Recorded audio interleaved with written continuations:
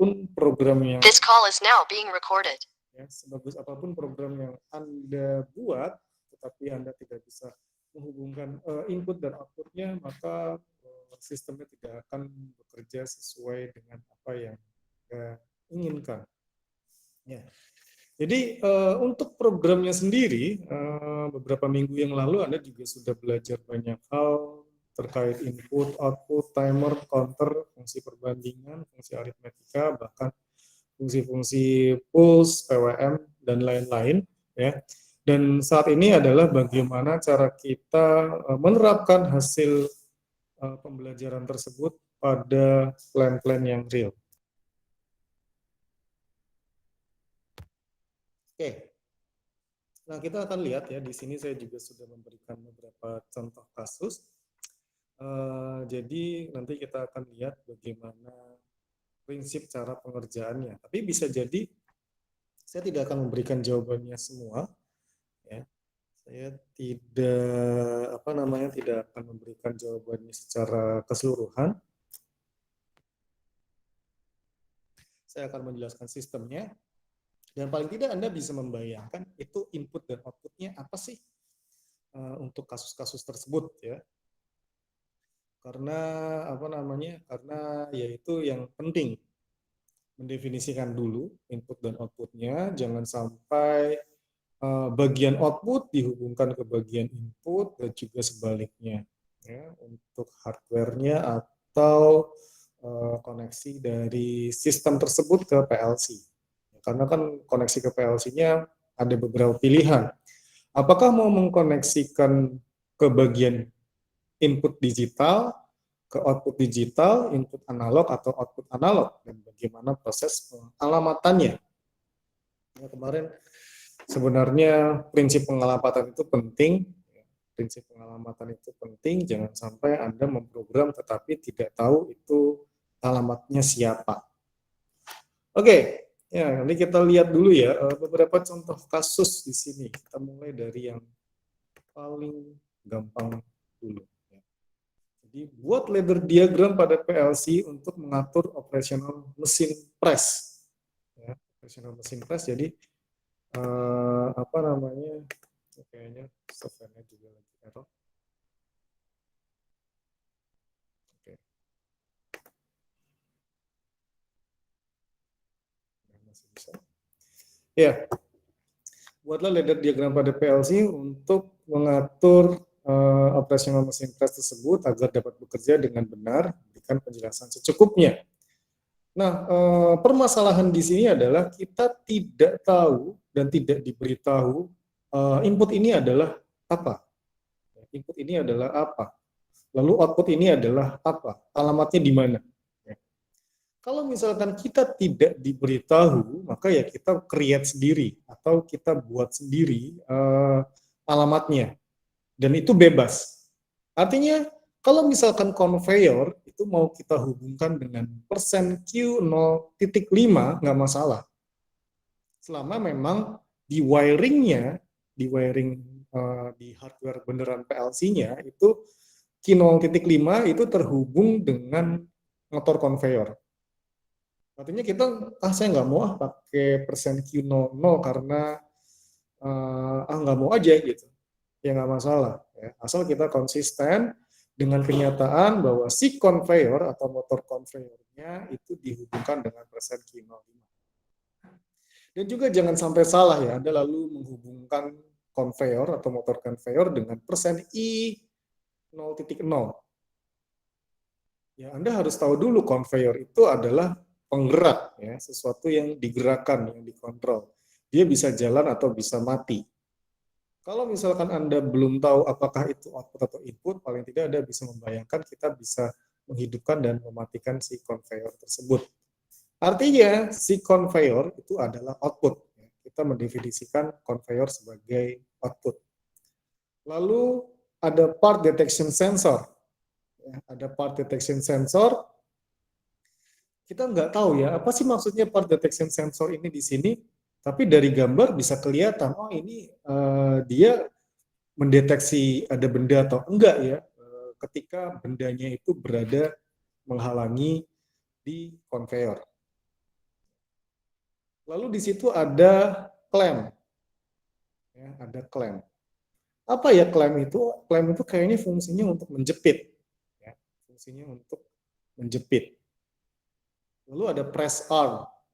Press arm itu kayaknya untuk ngepres ya, untuk apa namanya? Untuk melakukan penekanan pada si part.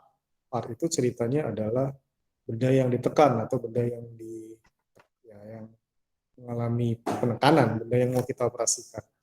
Lalu part, ya. Jadi kita bisa lihat di situ dari gambar itu ada conveyor, clamp, movement, part detection sensor, sama press arm. Oke, lalu kita langsung definisikan dulu. Jadi langkah pertama memang kita mendefinisikan mana input, mana output, jangan sampai kebalik. Ketika kita sudah definisikan yang mana yang inputnya dan yang mana yang outputnya, nanti kita langsung mendefinisikan alamatnya. Kalau input dan output itu jangan sampai salah, kalau alamat boleh terserah. Selama si PLC-nya itu bisa mengconvert jumlah output dan jumlah input sesuai dengan yang mau dikontrol.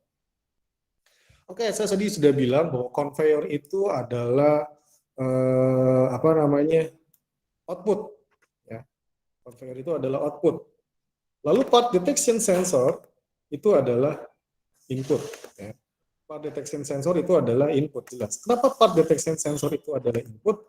Karena memang sudah apa namanya sudah natural ya yang namanya sensor itu selalu dihubungkan dengan input.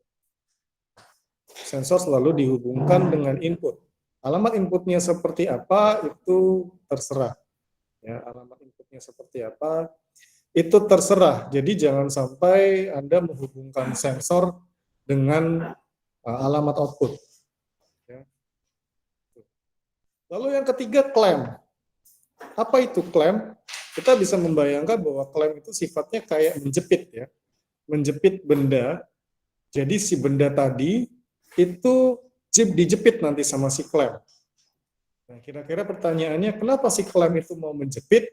Karena biar menahan si benda atau si part tadi itu pada tempat yang mau dilakukan pressing atau penekanan. Kalau tidak ada klemnya, ya, kalau tidak ada klemnya, maka bendanya akan jalan terus. Oke, lalu berarti nanti kita udah mulai bayangin nih cara kerjanya seperti apa. Konveyornya jalan, ya, lalu bendanya itu akan ikut berjalan seiring dengan perjalanan si konveyor. Lalu ada part detection sensor, ya, ada part detection sensor. Itu dia akan mendeteksi benda yang lewat. Lalu benda itu kalau udah dideteksi, sebenarnya kita mikir apakah konveyornya berhenti atau enggak ya? Ya, karena ada opsi juga pada saat si benda itu terdeteksi, konveyornya berhenti. Tapi kita ngelihat di situ ada klem. Ya, kita ngelihat di situ ada klem. Artinya bisa jadi konveyornya jalan terus, tetapi si klemnya aktif. Ya, bisa jadi konveyornya jalan terus, klemnya aktif untuk menahan benda pada posisi. Ya, itu salah satu opsi. Atau bisa juga bendanya berhenti. Ya, bendanya berhenti, tapi mungkin pertanyaannya buat apa ada klem kalau bendanya berhenti atau konveyornya berhenti. Jadi saya membayangkan bahwa untuk sistem ini konveyornya jalan terus. Lalu sesudah bendanya itu ditahan oleh si klem, maka mesin press arm itu akan bekerja. Ya, mesin press arm itu akan bekerja. Selama berapa lama? Ya mungkin batas waktunya 1 detik atau ya langsung dia nanti balik lagi ke posisi awal. Ya, tapi kita bisa kasih timer. Kalau misalkan sudah bekerja, maka si klem itu akan melepaskan capitannya dan benda akan kembali berjalan. Dan itu akan berjalan terus-menerus dan berulang kali. Nah, sekarang pertanyaannya adalah bagaimana cara kita membuat program berdasarkan keadaan tadi. Dan memang yang saya lihat di sini, ini nggak disampaikan ya, tidak ditulis cara kerjanya. Cuma kita memang harus melihat berdasarkan gambar, itu kira-kira gimana ya cara kerja dari mesin press ini, atau mesin penekan ini.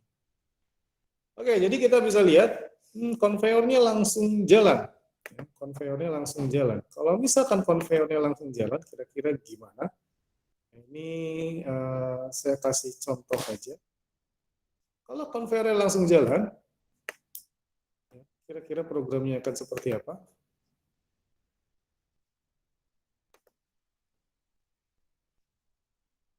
Karena di program ini sebenarnya tidak ada perintah untuk menghentikan konveyor.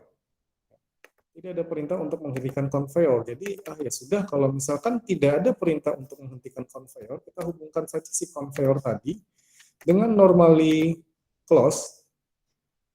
Ini cara simpelnya. Lalu ini kita pasangkan key 0.2 misalkan. Lalu ini konveyor.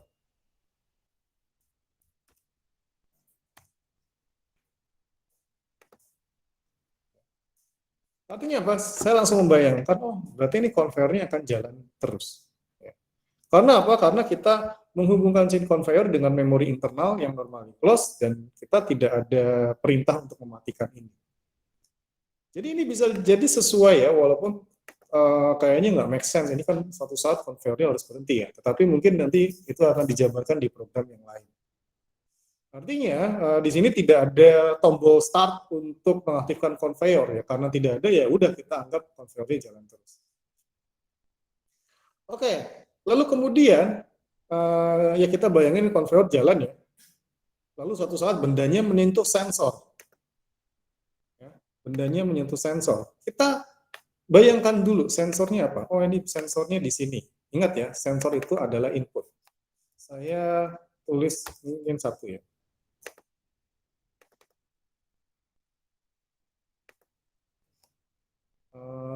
Part sensor atau part detection sensor ya. Jadi ini nanti kerjaan Anda kalau Anda jadi engineer itu ya merancang program. Jadi ini adalah part sensor. Ya. Apa yang terjadi ketika part sensornya aktif? Maka dia mendeteksi si benda. Ketika bendanya melewati part sensor, maka part sensornya mendeteksi benda.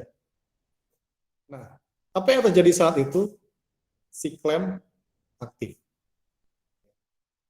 Si klem itu fungsinya untuk apa? Menjepit si part, si benda yang mau kita press. Ya udah, kita langsung buat alamannya, tapi hati-hati, kita harus membayangkan juga. Ya. Ini aktifnya berapa lama?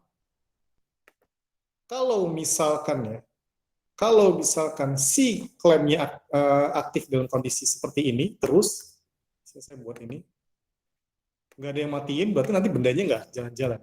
Itu yang harus kita hati-hati. Jadi kita bayangkan dulu, ini konveyor lagi jalan, ya. Lalu bendanya dideteksi oleh part sensor, lalu klemnya aktif. Dia langsung aktif ya, jangan sampai part sensor ketemu timer dulu, baru ketemu klem.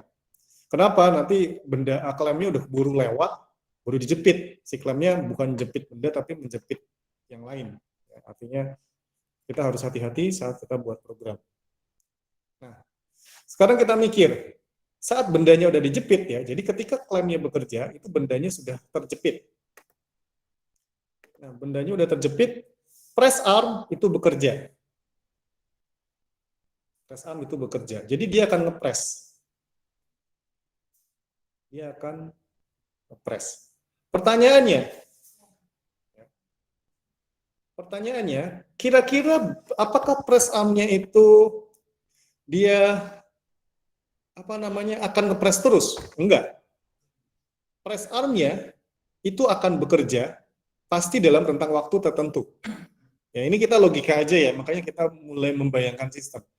Nggak mungkin ketika dia sensor bekerja, lalu press arm bekerja, aktif, lalu nggak ada yang matiin si press arm-nya.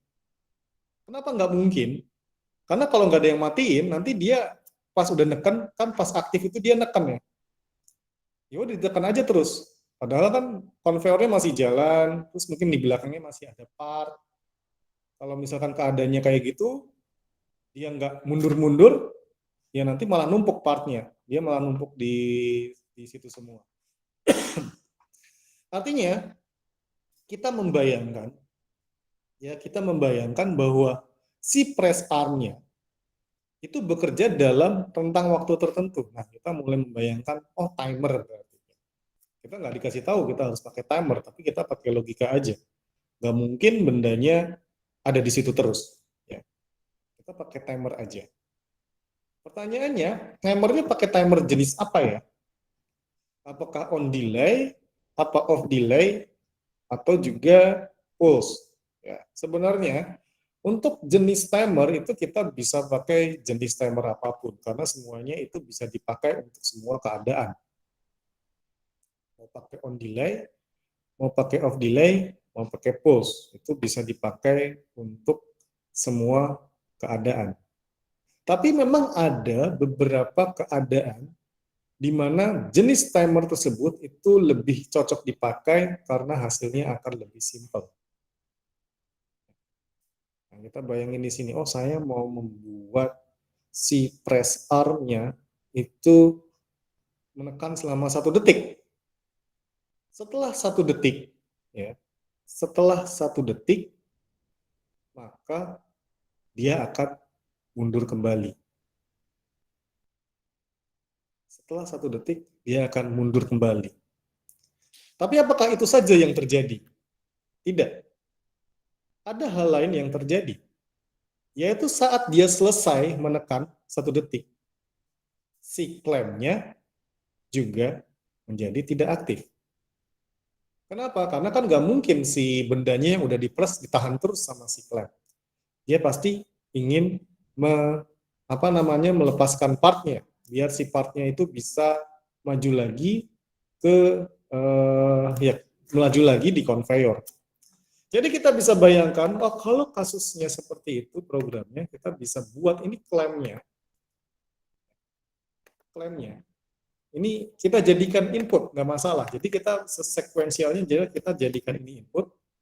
Dan apa yang kita aktifkan? Apa yang kita aktifkan? Itu adalah timer. Kenapa? Karena kita mau membuat si press arm-nya aktif selama ya mungkin 1 detik ya atau 2 detik. Jangan sampai aktif terus. Oke, kita hubungkan dengan timer pulse. Kenapa? Karena memang kita bisa pakai on delay atau off delay atau yang lain-lain, tetapi paling enak itu pakai pulse untuk mengaktifkan selama beberapa waktu tertentu. Oke. Kita pakai pulse. Ini ceritanya, oke, kita aktifkan 2 detik aja. 1 detik kecepatan mungkin. Kita mengaktifkan siapa? Kita mengaktifkan si, ya, si apa namanya? Si press ya, mesin pressnya tadi. Kita hubungkan aja ke sini. Ini Q03. Ini press arm ya.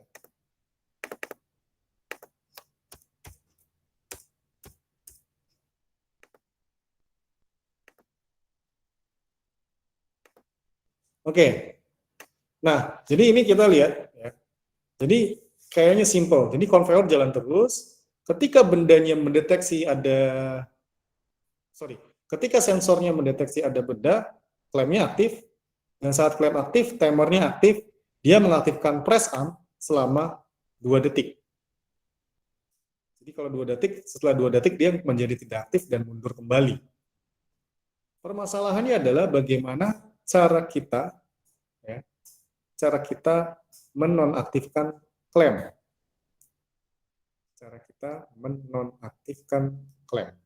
Kenapa? Karena kita juga ingin membuat sesudah bendanya dipres, klemnya itu melepaskan diri. Ya sudah, kita pakai ini aja.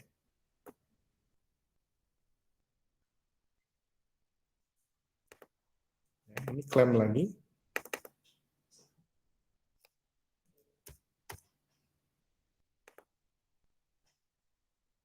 Lalu kita bisa juga pakai timer. Ya. Bisa juga pakai timer untuk on delay. Ya, bisa juga pakai timer untuk on delay. Ya, mungkin waktunya nggak usah pas 2 detik, ya. Tetapi bisa juga dibuat dini ya. Ini sebenarnya tergantung dari desain ya. Kenapa saya buat 100 milisecond? Biar saya bisa buat 25. Kenapa? Saya ingin ketika bendanya itu mencabut, itu klaimnya nggak langsung melepaskan karena riskan. Jadi butuh mungkin setengah detik untuk menahan lalu baru dilepaskan. Dan ini akan mengaktifkan apa? Ini akan mematikan ini si klaim itu sendiri.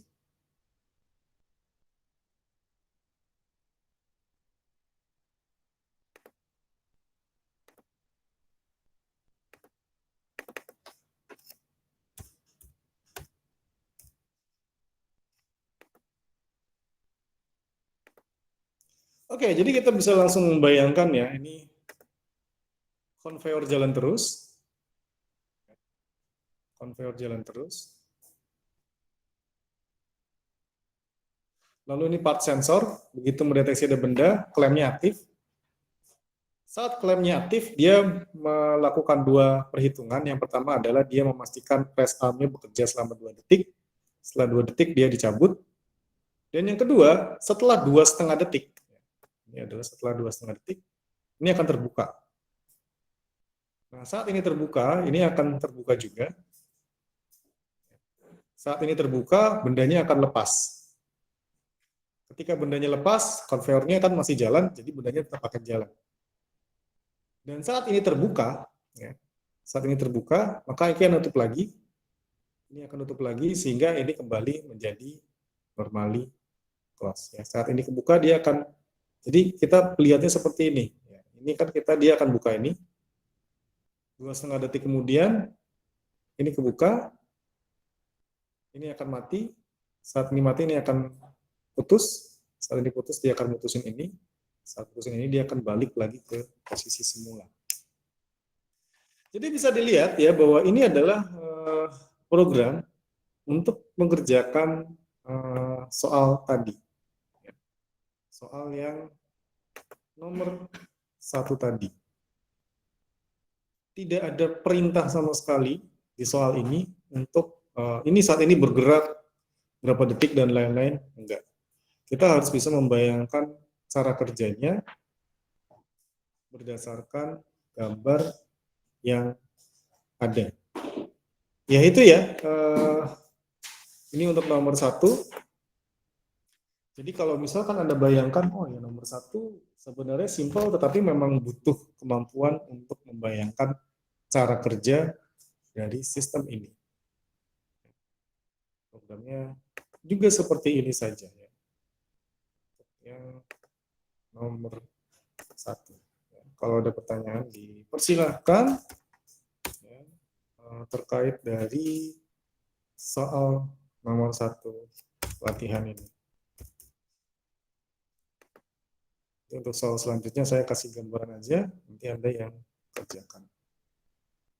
Oke, nah ini untuk nomor 1. Nah kita sekarang nomor 2, ini juga kasusnya sama kayak tadi. Ya, ada 2 buah sensor fotolistrik, dia itu dipasang untuk mendeteksi kaki IC yang berjalan di atas konveyor. Kalau ada kaki IC yang jumlahnya tidak sesuai, ya kan kaki IC ada 8 ya ceritanya. Jadi ini sensor fotolistrik 1 itu mendeteksi kaki IC di sebelah kanan ceritanya. Lalu sensor fotolistrik 2 itu mendeteksi kaki IC di sebelah kiri. Ya. Kalau lengkap nggak masalah, kita tinggal meneruskan ya si bendanya. Kalau ada yang tidak lengkap, maka aktuator akan bekerja untuk mengambil dan membuang si kaki IC yang tidak lengkap. Ini sensor fotolistrik. Jadi kita bisa membayangkan ya di sini ada konveyor ya, konveyor dia jalan terus sama kayak tadi. Lalu ada sensor 1, fotolistrik 1, mendeteksi kaki, harusnya ada 4. Lalu ada sensor fotolistrik 2, mendeteksi kaki, harusnya juga ada 4. Nah, permasalahannya adalah gimana cara kita buat programnya. Gimana cara kita buat programnya. Nah, sekarang kita bisa bayangkan, kita bisa pakai program increment, atau bisa juga pakai counter. Nah, itu bebas, terserah ya. Jadi memang untuk menyelesaikan kasus-kasus seperti ini, kita tidak harus terpaku dengan harus pakai counter. Enggak. Bisa juga pakai increment dan lain-lain. Dan kita juga harus bisa membayangkan itu aktuatornya kerjanya kayak gimana. Ya. Aktuatornya kerjanya kayak gimana. Apakah dia nantinya juga akan bekerja dalam rentang waktu tertentu, atau hanya dalam waktu yang sangat singkat, atau bisa jadi hanya sekedar on-off biasa. Nah, kalau kita lihat dari gambar, itu kita bisa membayangkan aktuatornya bekerja dalam waktu beberapa detik untuk mengambil dan membuang si apa namanya si IC yang kakinya tidak lengkap. Oke, kita coba dulu ya nomor 2, kita bayangin dulu konveyor. Kita bayangin konveyornya sama kayak tadi, dia langsung jalan. Jadi nggak usah dibayangkan program untuk mematikan konveyor. Kita buat kayak tadi persis ya untuk yang kasus konveyornya. Ini M8, saya ganti 8 aja. Lalu ini akan mengaktifkan konveyor, nggak usah pakai set reset karena kebetulan ini artinya dia jalan terus.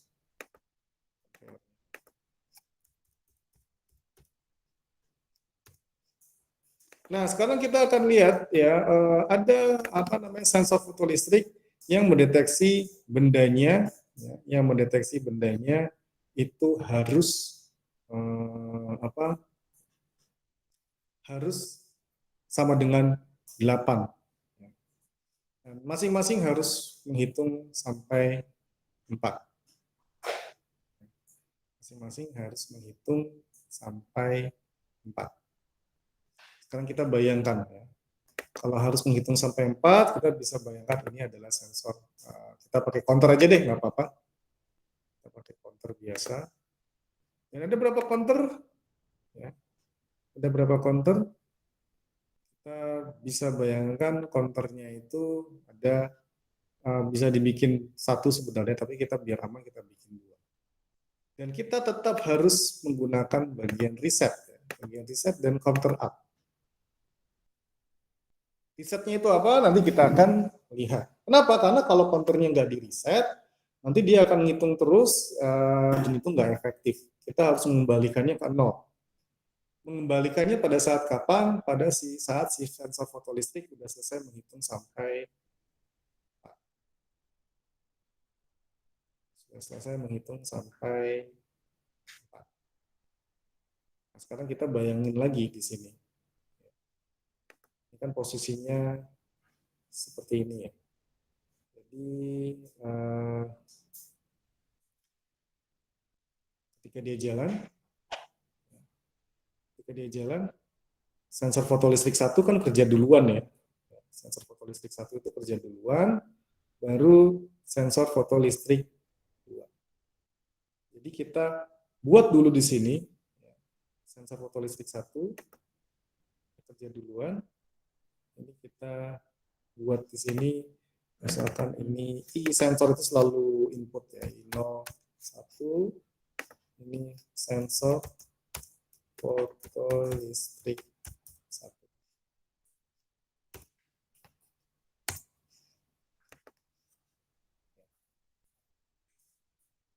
Lalu untuk D-nya kita aktifkan aja yang membantu. Misalkan ini adalah tadi M8 ya, M1 dulu aja. Artinya apa? Artinya kita mau memastikan si sensor fotolistrik satunya itu sudah menghitung sampai 4. Kenapa 4? Karena memang cuma 4 kaki yang dia deteksi. Lalu ini apa? Dia akan mereset saat hitungannya sudah sesuai. Atau nanti kita akan buat apa namanya? Kita akan buat sistemnya untuk automatically reset pada saat kondisi yang lain. Tapi ini biar nggak apa namanya nggak membingungkan, saya kasih M2 dulu. Oke, lalu kita tambahkan juga ya untuk sensor fotolistrik 2.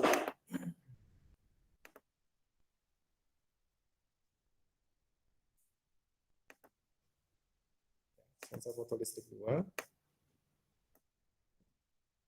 Kadang agak susah nyeretnya malah.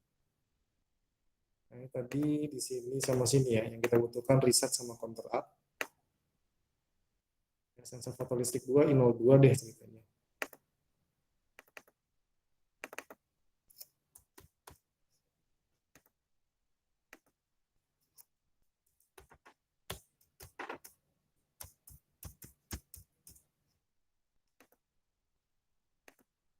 Ya, lalu di sini ada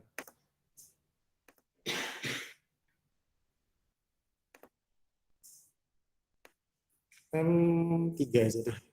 M3 M4. Nanti kita ganti. Kita cuma mau membayangkan aja.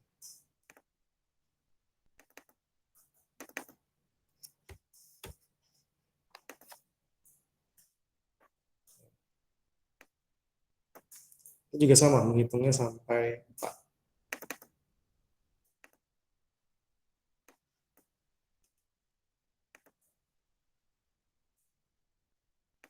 Apakah sudah selesai? Belum. Kenapa? Ya, karena kita harus memastikan bahwa si kaki IC itu akan menghitung sampai 8 totalnya. Jadi totalnya itu harus sama dengan 8. Nah, apa namanya, kita bisa banyak bikin aturan sebenarnya. Kita bisa buat kontrol 0.v-nya itu kalau misalkan lebih kurang dari 4, kita bisa buat di sini fungsi perbandingan.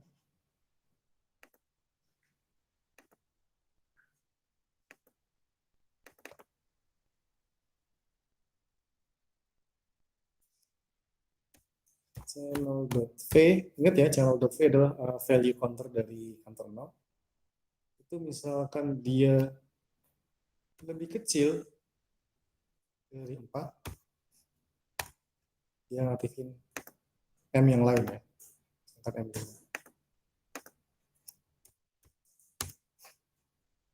Kita udah mulai kebayang ini maksudnya apa ya? Oh, berarti nanti kalau misalkan counternya lebih kecil dari 4, ya, berarti kan kakinya lebih kecil dari 4. Dia akan mengaktifin sesuatu. Apakah sesuatu itu akan mengaktifkan yang lain? Nah, itu nanti kita combine. Dapat lagi. Sekarang yang C1, ya, counter yang satu lagi.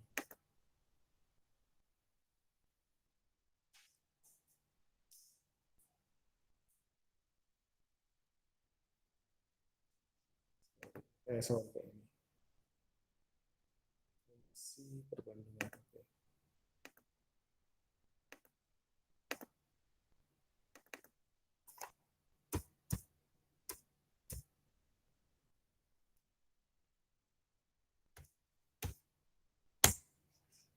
Kita aktifkan M berapa tadi? Tadi jangan sampai bentrok masalahnya. Tadi M8. M6 aja. Jadi kalau memori itu enaknya kita bisa pakai bebas tanpa harus mikir, aduh ini hubungannya dengan input mana ya. Oke, nah kita lihat ini ada dua keadaan. Ini adalah keadaan pertama, dia di mana nilai counter channelnya itu menghitung di bawah 4. Nah itu berarti saya bisa membayangkan si counter itu menghitung kakinya di bawah 4. Untuk yang sebelah kiri, yang sebelah kanan juga di bawah 4. Nah kita sama-sama tahu, ya kita sama-sama tahu bahwa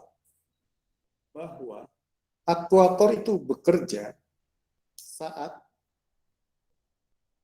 kakinya itu di bawah jumlah yang seharusnya, atau di bawah 8, atau ketika masing-masing berada di bawah 4. Artinya ini jangan diseri. M5 sama M6 itu, sorry, M5 sama M6 itu kan menandakan dia kakinya di bawah 4. Jadi kita bisa mengaktifkan aktuator di sini. Mengaktifkan aktuator saat M5 atau M6 itu kakinya di bawah 4. Nah, masalahnya di sini memang kita tidak diberikan data berapa lama aktuatornya aktif. Tapi ya pasti dia butuh waktu. Jadi kita pakai timer aja.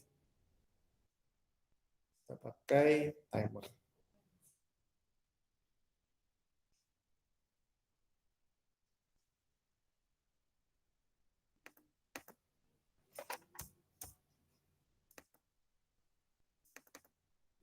M6.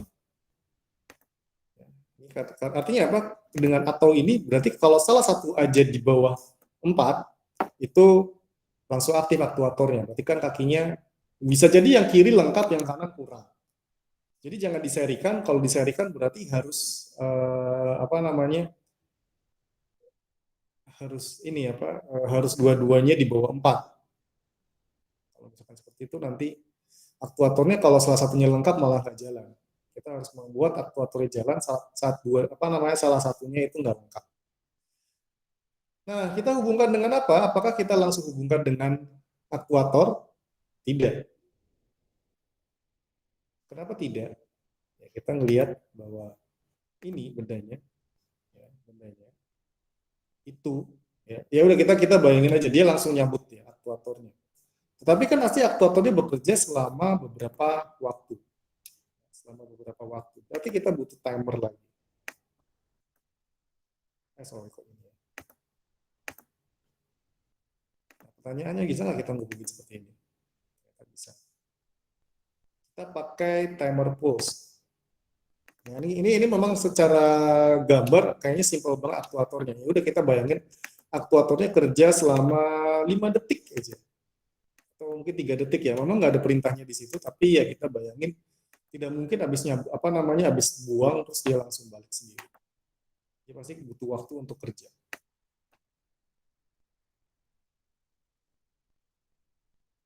Untuk kerja.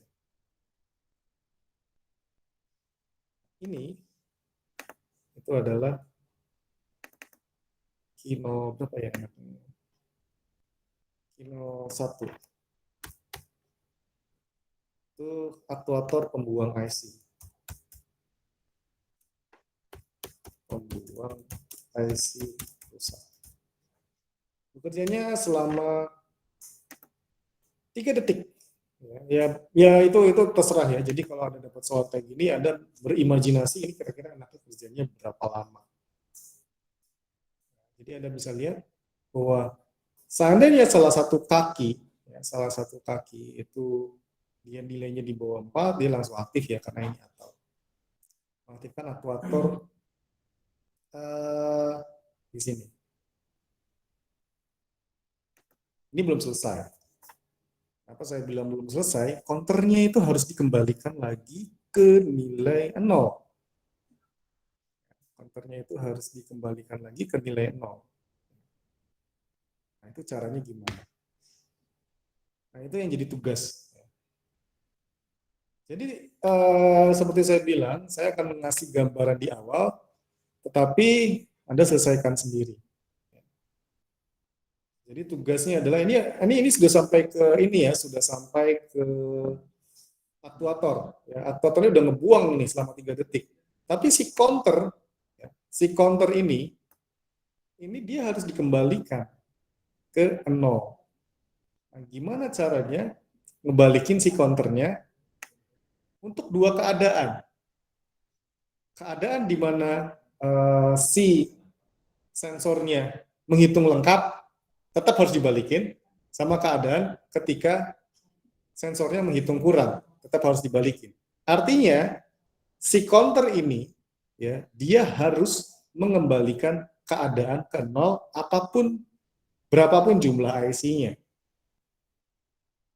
Barang bagus, selesai mendeteksi berapa, dia balik ke nol. Barang jelek, aktuator kerja, dia balik ke nol. Ya, itu ya. Itu jadi untuk langkah awalnya saya sudah kerjakan di sini. Anda ditugaskan untuk menyelesaikan sampai selesai. Karena ini kalau misalkan Anda tidak meriset counternya, ini kan dia akan ngitung terus ya. Asal foto listriknya dia akan ngitung terus naik terus. Padahal kita sudah nyatakan bahwa ini batasnya harus nggak boleh di bawah 4 gitu loh. Nanti kalau ngitung terus nanti malah ngelewatin ini. Ya, karena dia tidak dibatasi. Jadi itu tugas Anda untuk yang nomor 2. Ya, awalnya sudah saya kasih.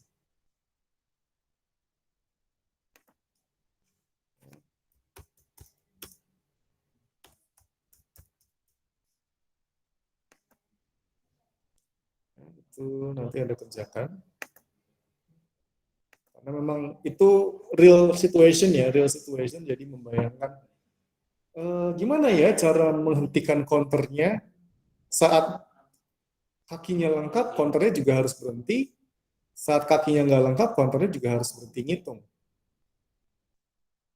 Kalau kita menghentikan counternya saat aktuatornya bekerja, loh kalau misalkan kakinya lengkap gimana? Kakinya lengkap kan aktuatornya nggak bekerja. Gimana cara merisetnya ya kalau kakinya lengkap? Kalau kakinya nggak lengkap di reset sih gampang. Oh kalau aktuatornya kerja kita tinggal ngeriset ngeriset si counternya. Tapi kan bisa jadi banyak juga kaki yang lengkap, ya, kakinya lengkap. Kalau counternya nggak di reset ya malah bermasalah.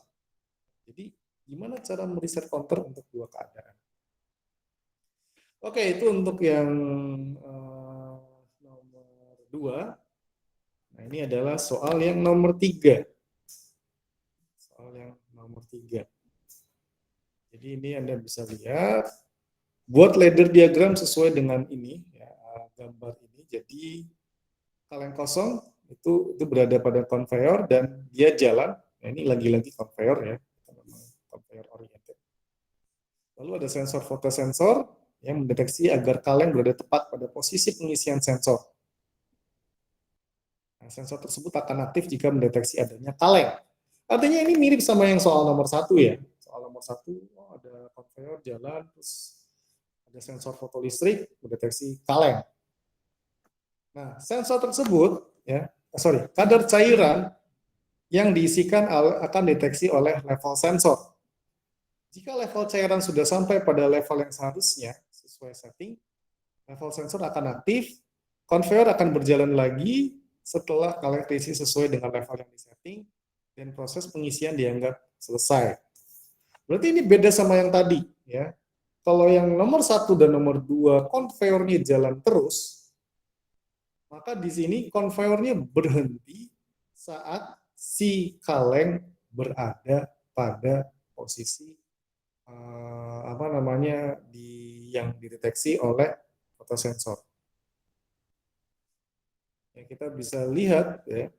Indikator menunjukkan bahwa proses sedang berlangsung. Ya, indikator ini akan aktif pada saat input start ditekan dan akan mati jika stop ditekan. Ya.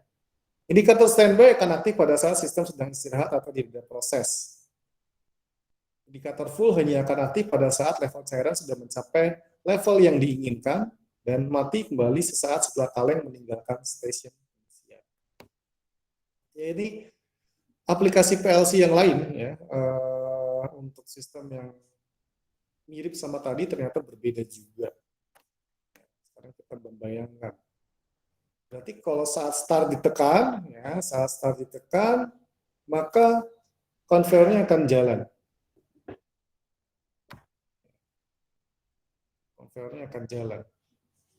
Dan run-nya juga jalan. Jadi saat start ditekan itu ada dua keadaan yang jalan. Yang pertama conveyornya jalan, dan yang kedua run-nya jalan. Dan kita juga akan membayangkan bahwa tidak mungkin kita harus menahan tombol start terus-menerus untuk membuat conveyornya jalan. Jadi kalau dilepas conveyornya mati. Kenapa ya? Karena memang di dunia industri nggak mungkin kita mengaktifkan conveyor dengan cara menekan tombol terus-menerus. Jadi gimana caranya? Ya caranya adalah kita harus menggunakan fungsi yang bisa menahan output pada kondisi terakhirnya walaupun inputnya sudah tidak aktif. Ya kita pakai set reset lah gampang. Kita pakai set reset. Oke, kita definisikan output dan inputnya. Kebetulan di sini udah dikasih jadi gampang. Apa namanya? Menentukan mana yang input, mana yang enggak. Kita cek dulu X1. Oke lah, X1 I01 ya.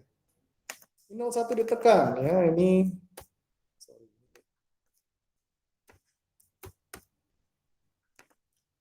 Tombol 1. Nah, tadi kasih tahu tombol X1. Oke. Dia akan mengaktifkan dua hal. Yang pertama adalah conveyor dan yang kedua adalah si lampu indikator run. Dan kondisinya juga sama, dia tetap akan aktif walaupun si tombol X-nya dilepas. Jadi kita pakai set ya di sini biar gampang.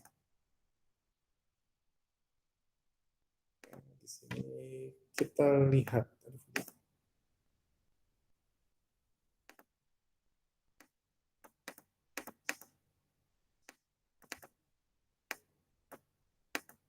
Ini saya udah mulai.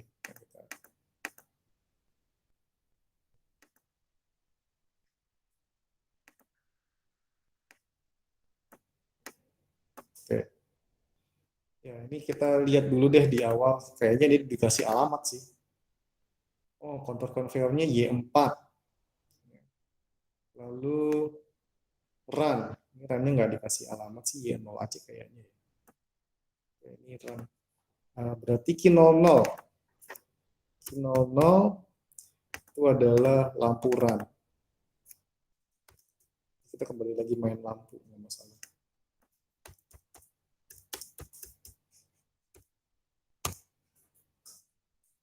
Ini Q04 ya, kebetulan. Ini conveyor. Ya, jadi langsung bayangin, oh ya kalau pas tombolnya ditekan, dia lampu run menyala, dan conveyor juga berjalan. Kita bikin yang gampang dulu. Saat ditekan, itu mati.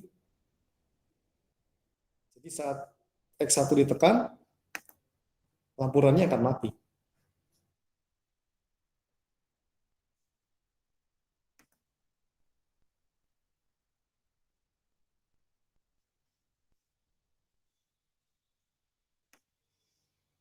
Tapi di sini tidak ada tulisan ini sih.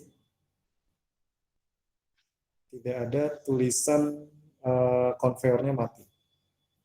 Jadi kita asumsikan conveyor-nya mati juga ketika X1 ditekan. Kenapa? Karena kan saat ditekan sistem apa namanya indikator standby yang jalan. Jadi kita matikan aja dulu.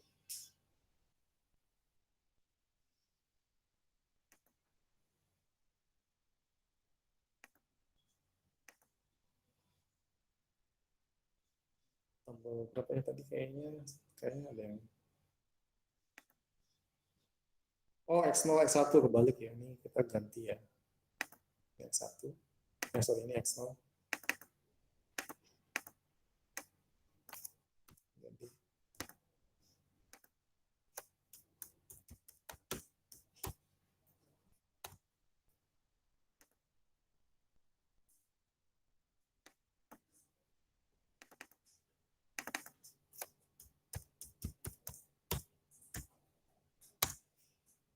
Sorry, ini 01.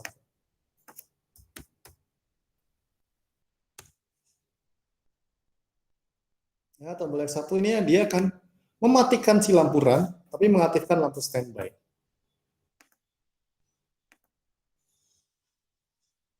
Dia mematikan conveyor kayaknya.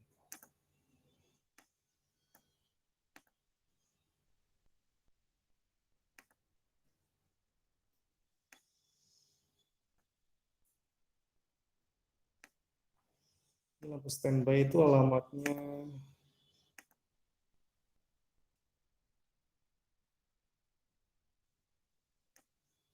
01.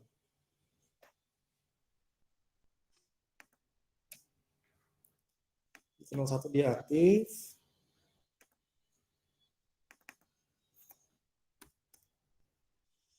Ini adalah lampu standby.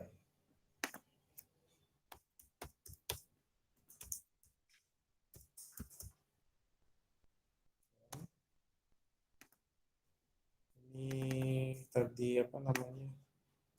Campuran sama conveyor.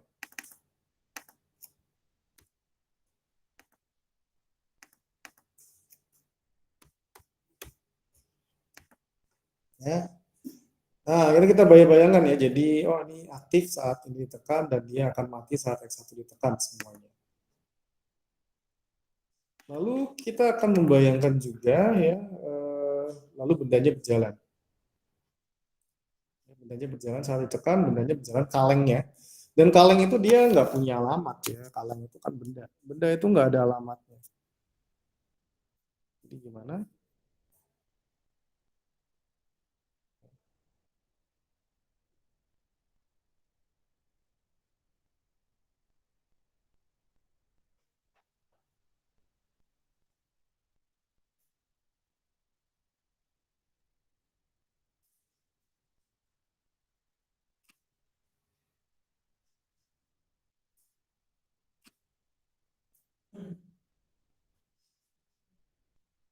Oke, benar-benar. Ya. Oke, jadi kita bisa bayangin. Jadi kaleng atau benda itu kan nggak ada alamatnya. Tapi nanti dia akan dideteksi oleh fotosensor. Fotosensor untuk mendeteksi agar kaleng berada tepat pada posisi pengisian. Artinya apa? Saat si kaleng berada pada posisi pengisian, si conveyor juga harus berhenti. Conveyor juga akan berhenti pada saat posisi kaleng berada pada posisi pengisian. Jadi di sini reset conveyor itu bisa dihentikan dari dua keadaan. Saya pernah bilang bahwa kalau bisa untuk apa namanya untuk output jangan double. Tapi kalau set reset nggak apa-apa sih double. Apa? Karena kalau set reset dia apa namanya dia akan uh, memiliki banyak posisi. Jadi di sini ya, untuk apa namanya untuk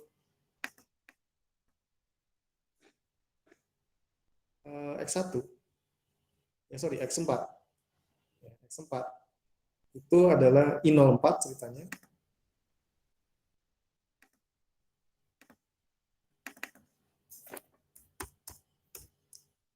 Sensor fotolistrik deteksi kaleng.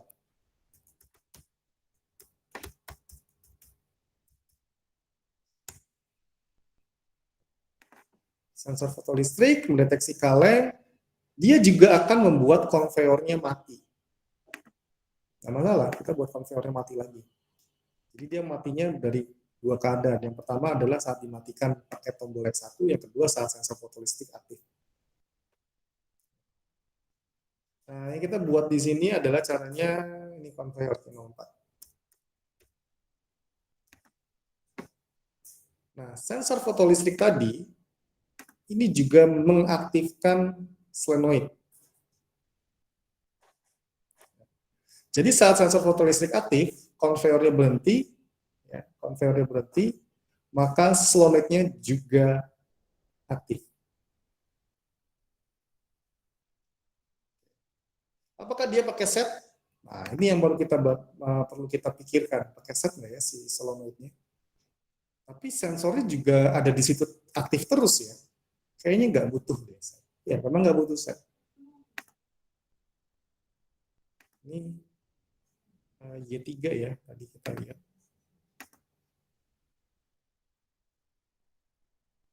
Y3. Artinya apa? Artinya dia akan aktif terus. Karena sensor fotolistriknya aktif terus. 03. Ini solenoid pengisi kaleng.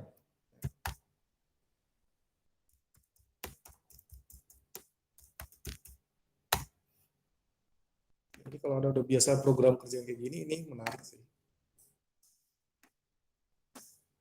Anda bisa bedakan, oh ya kalau conveyor,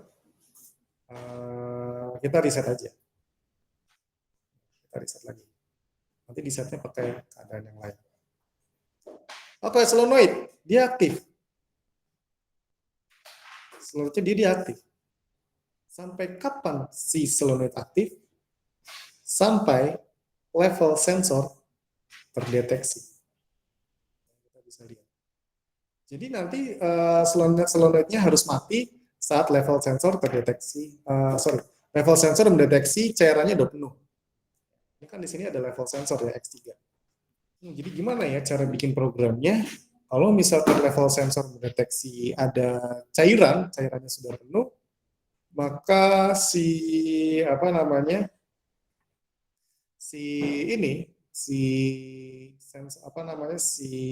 solenoidnya itu berhenti bekerja. Ternyata ini caranya gampang. Kita hubungkan dengan normally close di sini. Masalahnya ini harus digeser dulu nih. Ya udah. Ini kita hapus dulu. Kita tambahkan normally close di sini.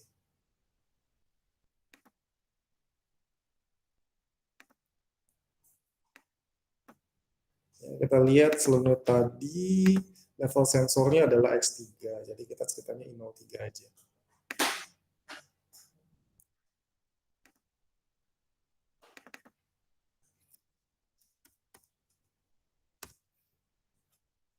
Oke, jadi kita bisa bayangkan, oh ini sensor fotolistrik bekerja saat kalengnya berada di depan. Ya. Sensor fotolistrik bekerja saat kalengnya berada di depan, lalu konveyornya ya, ini akan mati. Kenapa? Kalau di jalan, kalengnya jalan-jalan. Kalau kalengnya jalan-jalan, ya nggak bisa diisi. Jadi ini pastikan dia mati, lalu saat sensornya bekerja, konveyor mati, solenoidnya akan bekerja, dia akan ngisi. Dia ngisi sampai limit switch-nya.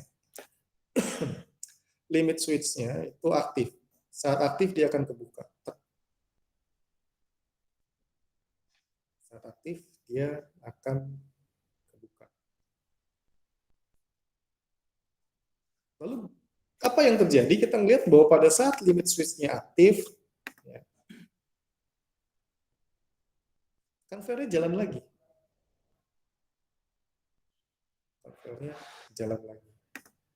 Jadi kita bisa langsung mikirin, oh ya kalau misalkan konveyornya jalan lagi, berarti I03 itu akan membuat konveyornya set lagi.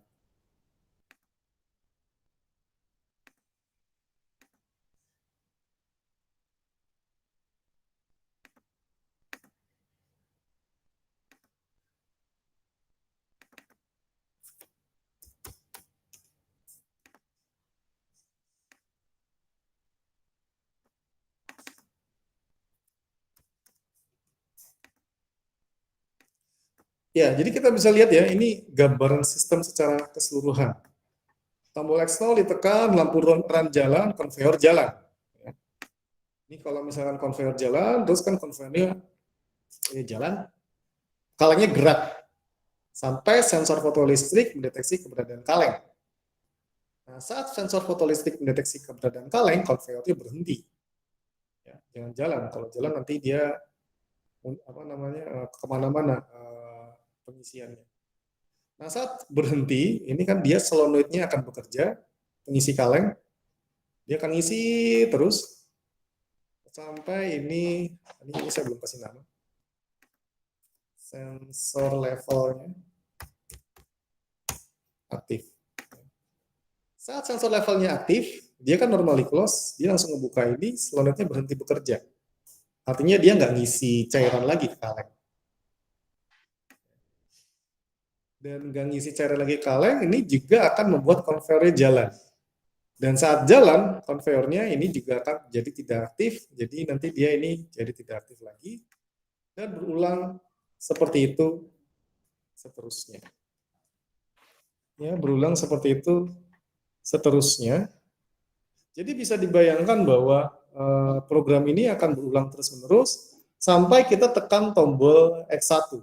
Ya, saat kita tekan tombol X1, maka lampu standby-nya ini akan aktif dan dia juga akan menonaktifkan lampu run sama conveyor.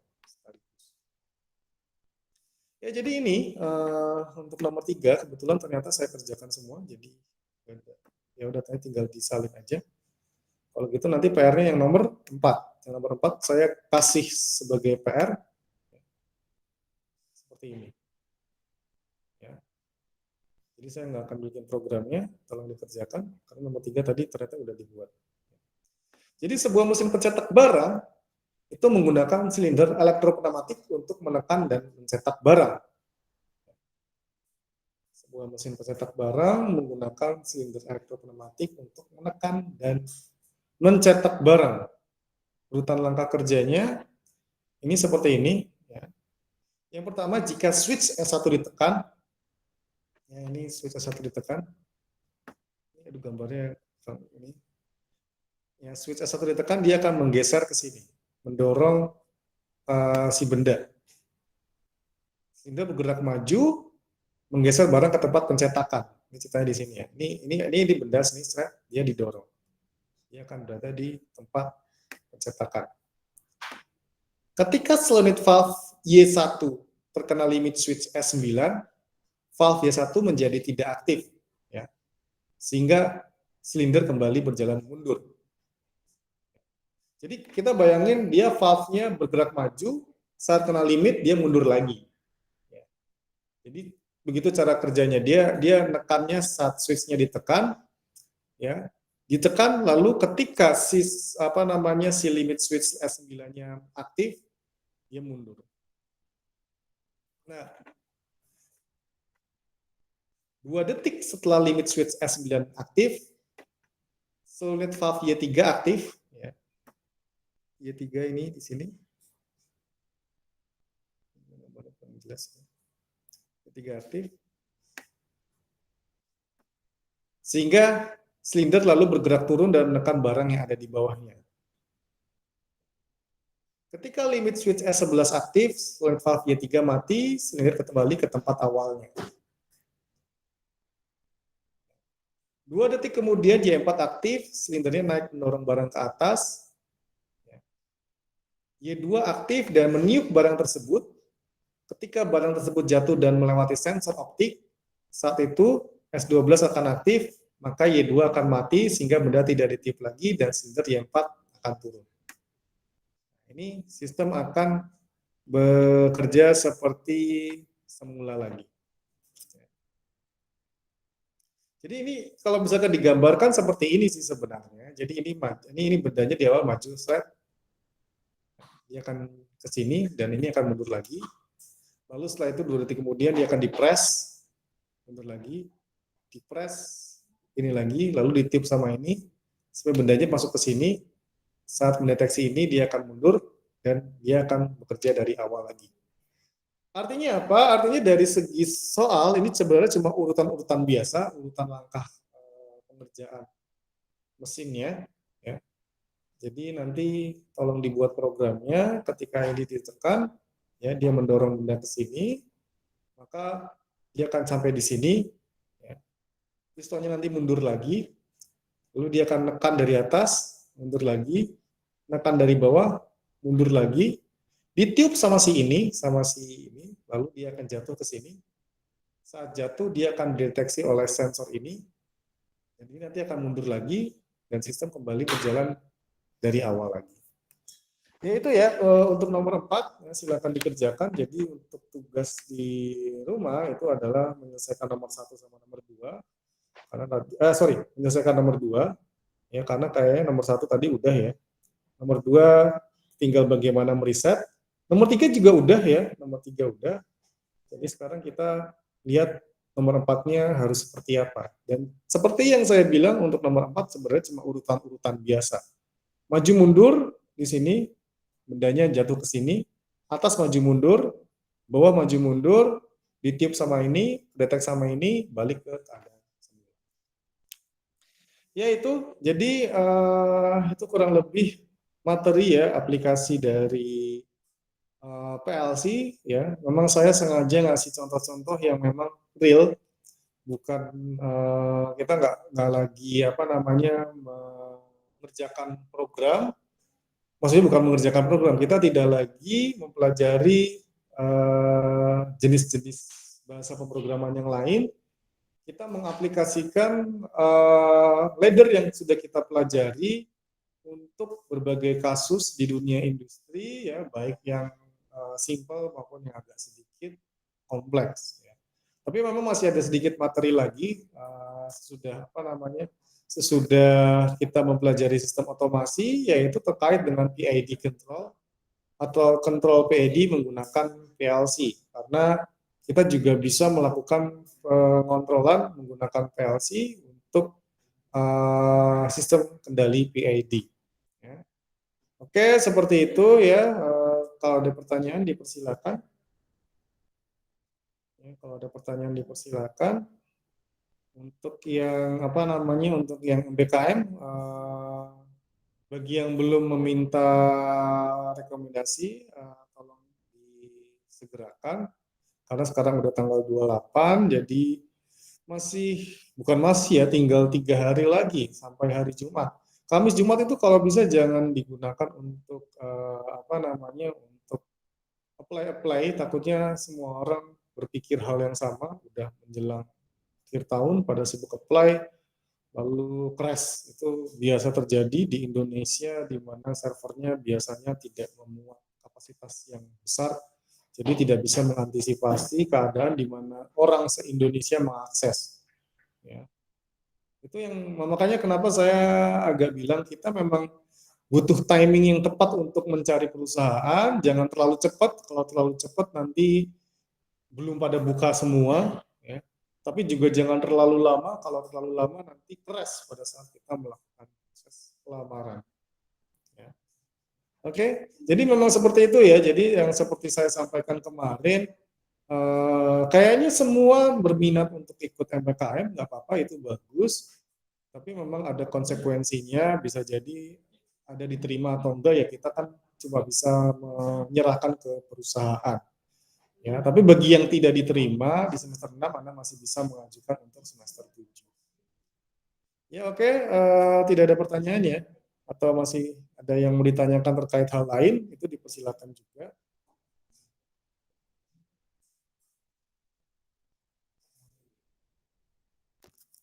Ya.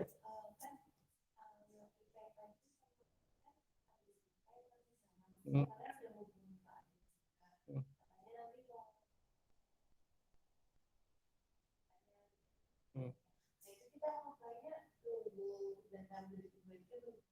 Ya, ngeplannya nunggu data diperbaiki. Nanti kalau misalkan datanya, gini loh, ketika kita mengirimkan lamaran ke perusahaan, ya, takutnya saat datanya diperbaiki, mereka sudah menerima dalam bentuk yang belum diperbaiki gitu.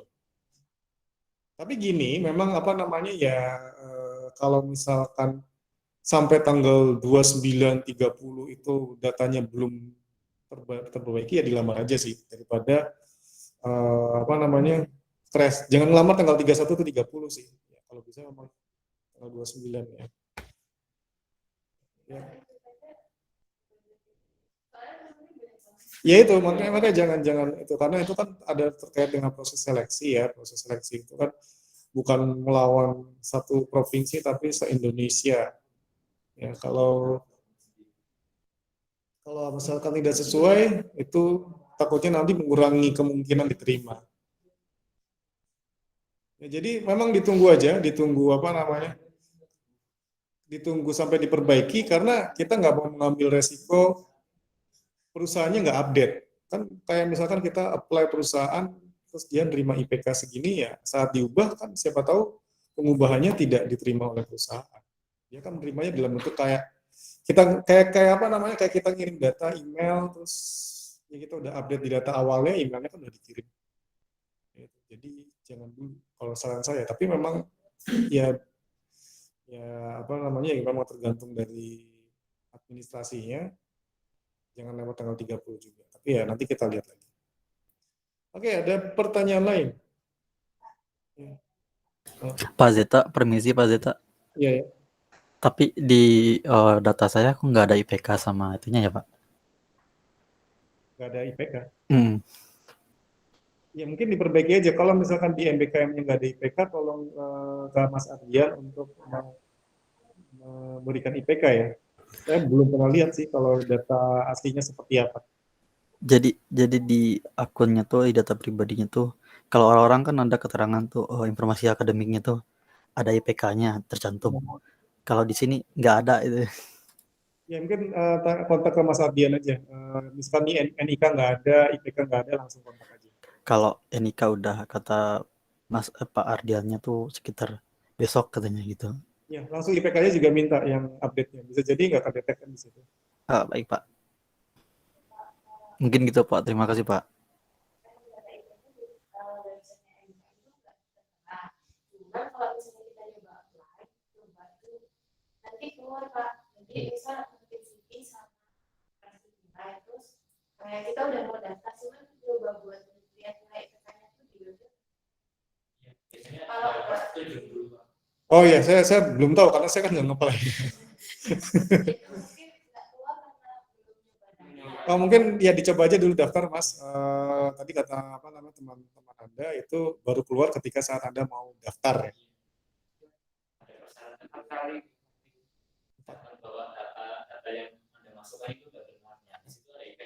Ya, data yang Anda masukkan sudah benar, itu ada IPK katanya di situ. Makanya kalau belum benar jangan jangan dikirim dulu. Ya, dicek aja di situ mungkin karena belum apply, jadi baru data mentah, data awal. Begitu apply harusnya udah muncul. Ya. Nah, itu dicek juga apakah sesuai atau enggak. Baik Pak, terima kasih.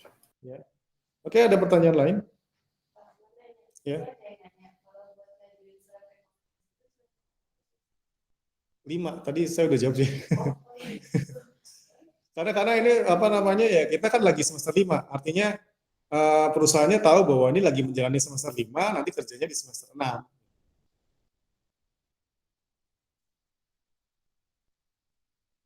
Oke, yang lain ada? Pak, mau nanya Pak, Ya. yang di MBKM itu surat rekomendasinya yang dari Bapak atau yang pas kita udah ngirim dari Givom itu Pak? Jadi gini ya, ya saya kan ngirim ke grup ya, nama, Iya. NIP dan lain-lain. Nanti kalian isi, nanti kirim ke CDC, pakai link itu. Nanti CDC akan ngirim ke saya minta tanda tangan dan sekaligus juga nomornya. Saya kirim balik ke CDC, dari CDC nanti akan dikirim lagi ke Anda. Udah ada nomornya, sudah ada tanda tangan saya sama cat. Nah, iya Pak, aku udah dapet kan dari email tuh. Tapi ini nggak bisa download, kenapa ya Pak? Apa? Nggak bisa di-download yang dari CDC, CTC ya? Yang lain bisa download nggak? Bisa. Gimana ya? Kok bisa nggak bisa di-download? Coba. Jaringan udah lumayan kencang kan, tapi nggak bisa itu Pak. Itu gimana tuh Pak? Yang lainnya bisa kok. Maksudnya, coba kamu kasih, kasih alamat email.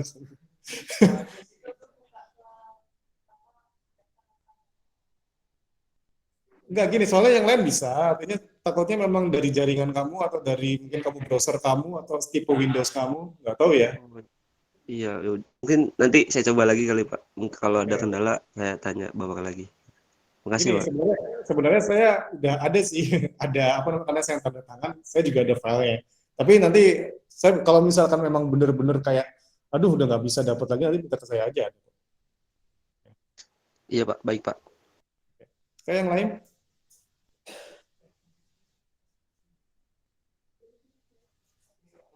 Iya. Hmm. Spasinya nggak ada. Udah nggak apa-apa, nggak apa-apa. Itu udah ketahuan. Itu PDF ya? Iya PDF. Oh, ya udah.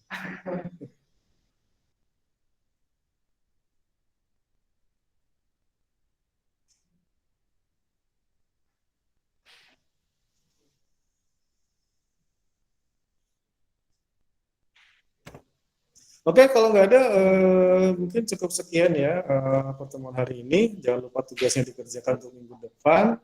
Ya, ya banyak banyak hiburan sih memang sekarang. Assalamualaikum warahmatullahi wabarakatuh. Waalaikumsalam warahmatullahi wabarakatuh. Terima kasih Pak.